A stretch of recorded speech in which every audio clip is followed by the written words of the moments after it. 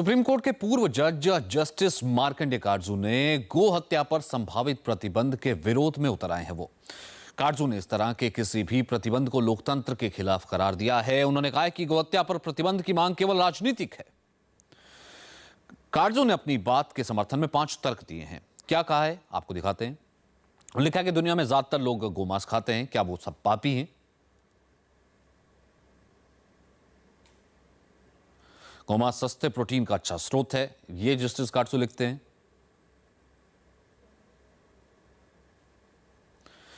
वहीं उन्होंने खुद के बारे में बोला कि मैंने गोमांस खाया, परिवार का ख्याल रखते हुए गोमांस नहीं खाता। Hello guys, my name is Garud और आज हम बात करेंगे इस वीडियो के बारे में। तो चलिए शुरू करते हैं। इस वीडियो में जिस व्यक्ति हैं उनका नाम मार्कंडे काटजू है। वो हमारे देश के सुप्रीम कोर्ट के रिटायर्ड जज रह चुके हैं और उनका एक बहुत ही कंट्रोवर्शियल बयान आया था कि मैं भी गौमांस खाता हूं और मैं जो बीफ बैन है उसके ऊपर मैं बिल्कुल भी असहमत हूं और इसे एक राजनीतिक मुद्दा बनाया जा रहा है। और अपने गौमांस खाने की प्रक्रिया को वो विदेशों से तुलना कर रहे थे कि America, Italy, France, New York, Germany सारे देशों में जब खाया जाता है गौमांस तो क्या वो लोग पापी हैं जो नहीं खाते हैं, क्या वो खूनी हैं। इसके साथ ही उनका फाइनल स्टेटमेंट ये था कि मैं गाय को कुत्ते, घोड़े, बिल्ली से ज़्यादा नहीं मानता हूँ, ये एक पागलपन है। तो इससे पहले कि मैं कुछ भी बोलूँ, आप ये वीडियो देख लीजिए, उसके बाद हम अपनी बात को शुरू करेंगे। तो इस वीडियो को देखिए आप।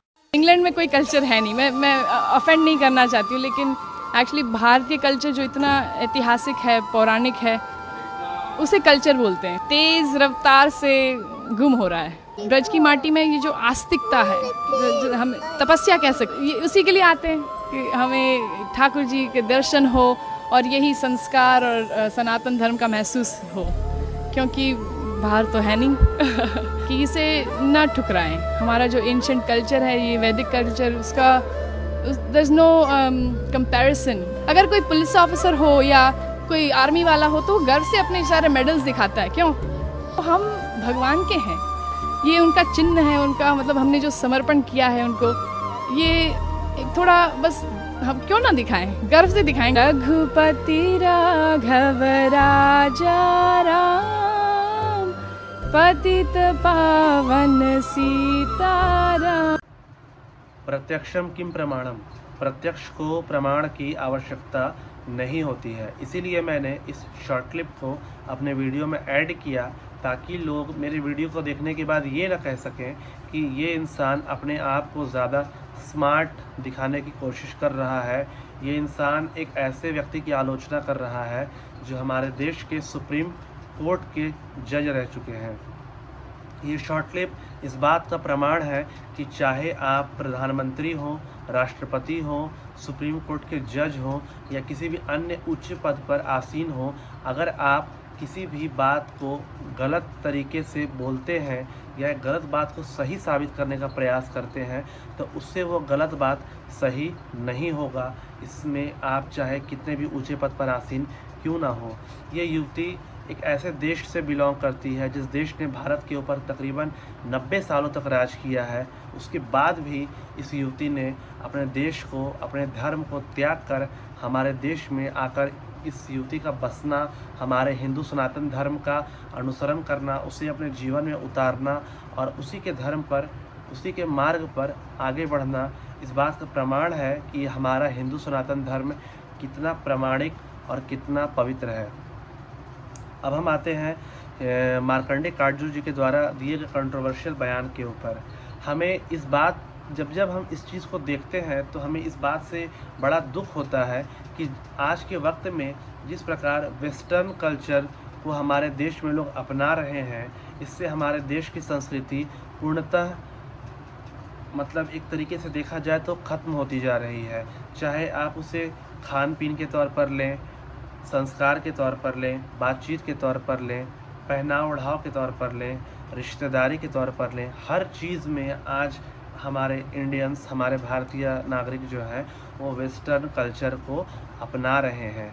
वहीं दूसरी ओर अगर हम देखें तो विदेशों में वेस्टर्न लोग हमारे हिंदू सनातन धर्म को अपना रहे हैं। क्योंकि उन लोगों ने हमारे धर्म को क्यों अपनाया? क्योंकि वो लोग पूर्णतः अपने जीवन में किसी भी प्रकार के खाद्य पदार्थ से इतना ज़्यादा उसका उपयोग कर चुके हैं, किसी भी प्रकार के पहनावे ओढ़ावे को इतना ज़्यादा उपयोग कर चुके हैं, किसी भी प्रकार के संबंध रिलेशन को जो एक बाउंडिंग होती है, एक जो मतलब दायरा होता है, उससे बाहर निकल कर वो अपने जीवन को इतना ज़्यादा स्पॉइल कर चुके हैं कि उन्हें समझ में आ चुका है ये कि उनके धर्म में किसी भी तरह की कोई लॉजिस्टिकनेस, कोई भी तरह की कोई बाउंड्री, कोई भी तरह की कोई डिसिप्लिन नहीं है। इसीलिए उन लोगों ने हमारे देश में आकर हमारे देश की सभ्यता, संस्कृति एवं धर्म का अनुसरण करके उसे अपने जीवन में उतार के उस मार्ग पे आज वो चल रहे हैं। उन्हें पता है कि आज़ादी, स्वतंत्रता एक हद तक, एक दायरे तक ही हमारे जीवन को सुख देती है। उसके बाद वो हमारे जीवन को हर तरीके से इतना क्षणभंगुर बना देती है कि हमारा जीवन पूर्णतः स्पॉइल हो जाता है और एक समय आने के बाद हम मर जाएंगे। उसके बाद ये जो हमारा एक वक्त हमें मिला है अपने जीवन को सुधारने का, वो एंड अप हो जाएगा।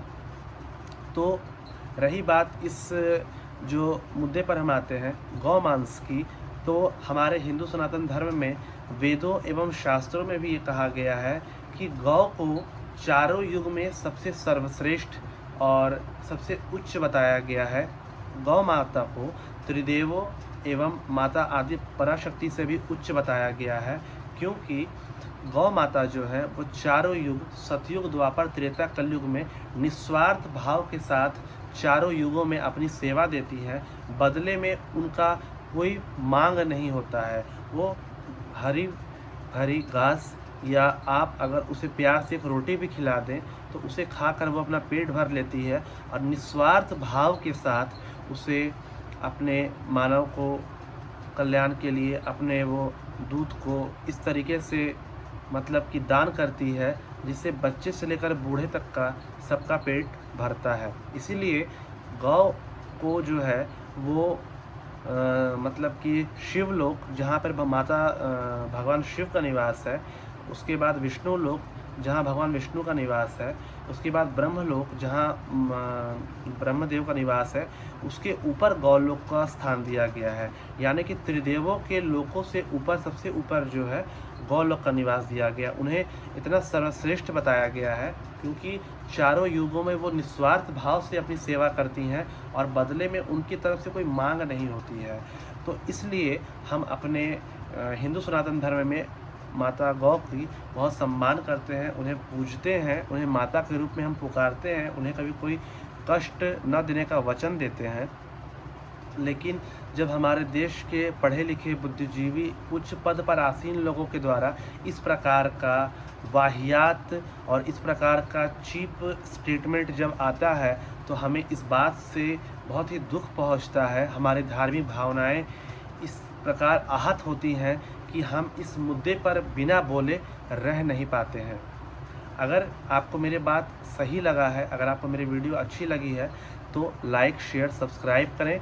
जय हिंद, जय भारत।